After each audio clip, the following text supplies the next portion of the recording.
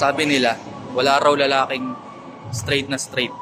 Lahat yan may katapat na presyo. Susubo at susubo talaga yung mga yan. Ako, siguro kahit ilang bilyon, ilang trilyon ang i-offer sa akin, never kong gagawin yun.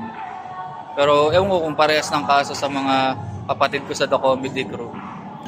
Tanong natin kung magkano yung presyo na pag inalok sa kanila, susubo sila. 500. 500, 3,000. 3,000, Laki oh. 500. 500. Dito si JM Bigol, nag-open mic at nagpo-produce rin ng mga comedy show. JM, may tatanong ako sa'yo. Hindi ako po-produce. Nag-organize lang. Grabe. Okay. Big. 200. 5,000.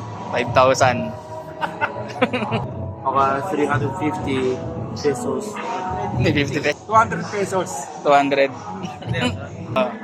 900. 900. 500. 500.